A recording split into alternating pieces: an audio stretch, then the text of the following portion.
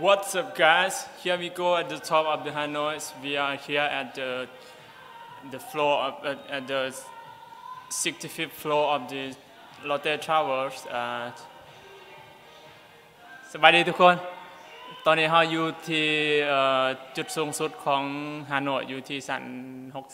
65ของ Lotte Tower นะมื้อนี้จะพามาชมวิวแล้วก็เสียวๆหน่อยนึงอยู่นะนั่งอยู่นี่ก็ตูดสั่นอยู่แล้วเอาให้ท่านผู้ชมวิวหน่อยดู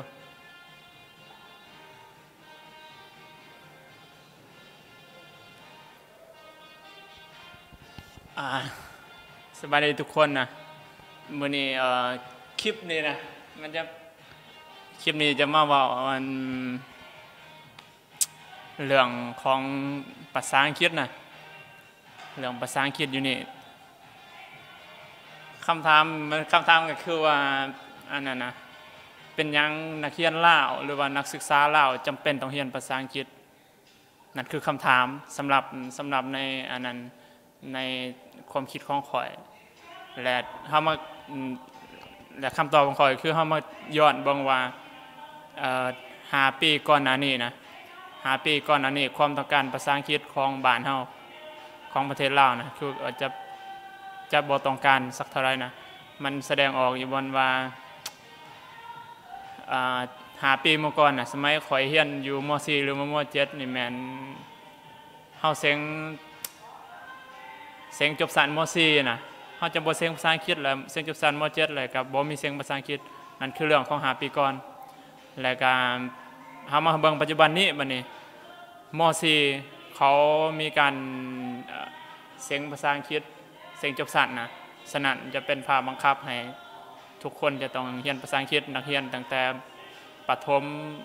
มัธยมต้นถึงม.4 และในอนาคตม.7 ก็อาจจะเสียงภาษาอังกฤษเช่นเดียวกันย้อนอย่างภาคอันนั้นกระทรวงศึกษาเขาจึงสิเอาภาษาอังกฤษเข้ามาเสียงก็เพราะว่าประเทศเฮามันเป็นประเทศที่กำลังพัฒนาเพราะฉะนั้นถ้าอยากพัฒนาประเทศชาติเขาจะต้องพัฒนาการศึกษาในเมื่ออยากพัฒนาการศึกษาให้ได้ดีก็ต้องมีการก็ต้องพัวพันกับสากลพัวพันกับภาคพื้นในอาเซียนฉะนั้นถ้าอยากพัวพันในภาคพื้นอาเซียน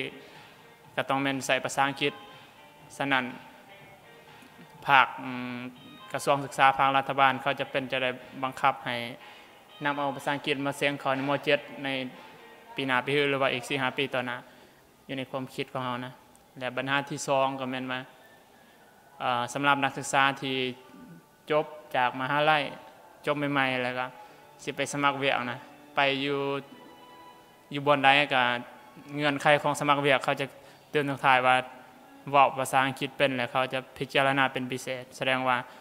เจ้าอยากได้เวียกที่ดีอยากได้เงินเดือนที่สูงเจ้าก็ต้องเว้าภาษาอังกฤษได้ถ้าจะเว้าภาษาอังกฤษบ่ได้ก็บ่หมายความว่าเจ้าสิบ่ได้เวียกก็ได้แต่ว่าจะเป็นห้องจะเป็นลูกน้องคนที่เขาเก่งภาษาอังกฤษอันนั้นอีกอย่างแล้วก็ภาษาอังกฤษมันก็แล้วก็สำหรับนักเรียนจบม.7 ต่างๆที่อยากเสียงทุนไปต่างประเทศไปอยากไปต่างๆนะก็ต้องได้ใช้ภาษาอังกฤษแล้วอันที่3มากับภาษาอังกฤษมันจะใส่เป็นข้อมูลสื่อสาร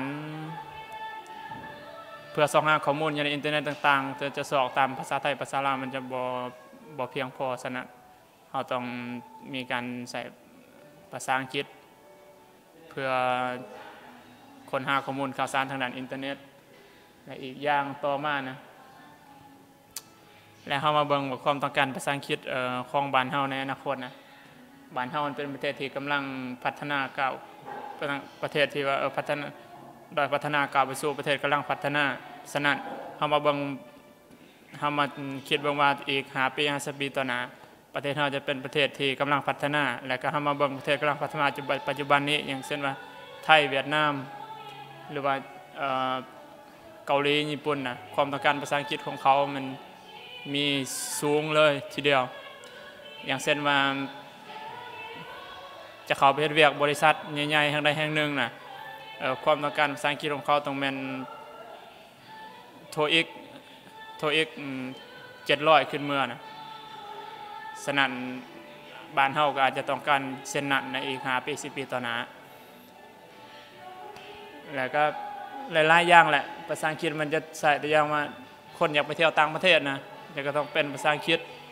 หรือว่าต่างๆหลายอย่างนั่นแหละจะได้การแนะนำให้ทุกคนต่างจะเรียนภาษาอังกฤษแหละก็ขอบใจสำหรับวิดีโอนี้สำหรับความคิดเห็นของส่วนตัวของข้อยเอง